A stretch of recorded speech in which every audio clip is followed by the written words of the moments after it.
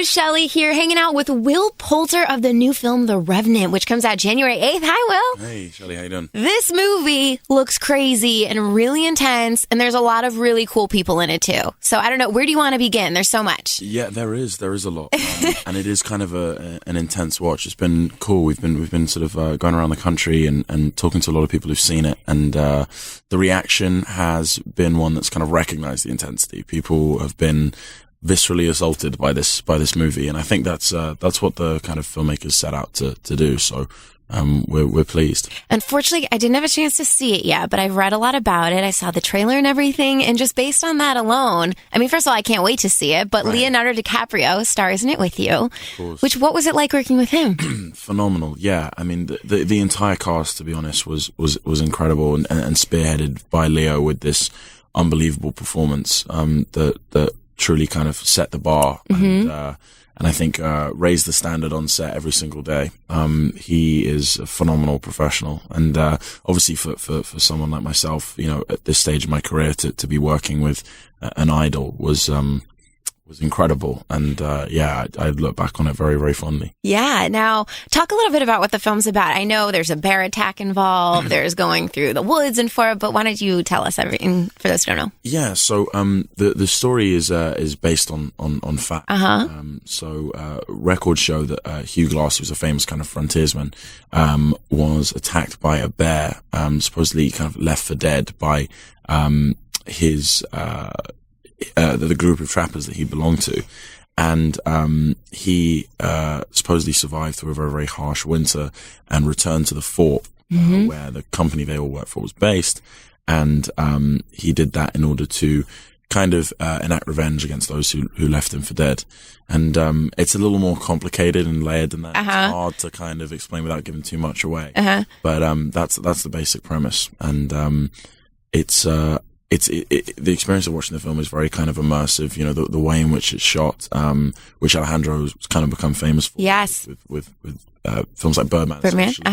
These long kind of sweeping shots. And it's quite kind of voyeuristic, and there's no escape from the situations that these guys are actually in. So it correlates the audience's experience with the actors, and it's an intense, 2.5 hours, but it flies by actually, which is really That's good. Yeah. Now take us behind the scenes a little bit. So where did you guys film? What were some of the crazier scenes that you had to do?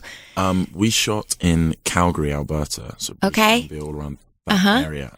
It's a very, very cold corner of the world. Sure. From Chicago, no cold. Well, yes. Right, exactly. Yeah. And I thought, being from London, I knew cold. Okay. I could newly define. Really? Okay. Yeah. It really was. Cold took on a whole new meaning. And yeah, I mean, a lot of the scenes relied on, very, very harsh weather. It was kind of about capturing these guys, sort of battling the elements, in order to survive. So, there are a lot of kind of, fairly tough days on set, and some intense scenes, but, all for the purpose of creating this kind of,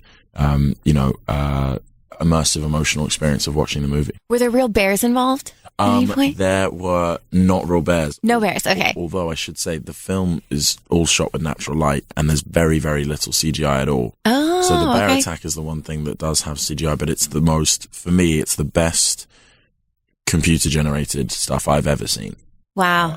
I've ever seen. I mean, it is, in terms of creating wildlife and having wildlife kind of interact so intimately with human or live action elements. It's just incredible. Now, what did I read? Even though there's all these really intense, crazy scenes, that you actually did something with your knee, but playing basketball while filming? Oh, wow. I'd forgotten about that. I sprained my ankle. Oh, you sprained your ankle. Is that what it was? Yeah, okay. Yeah. What happened? On a break period. Yeah, I had fortunately, I sort of decided that the irony was that I actually sprained my ankle like the day before I had sort of like a week's break. Okay.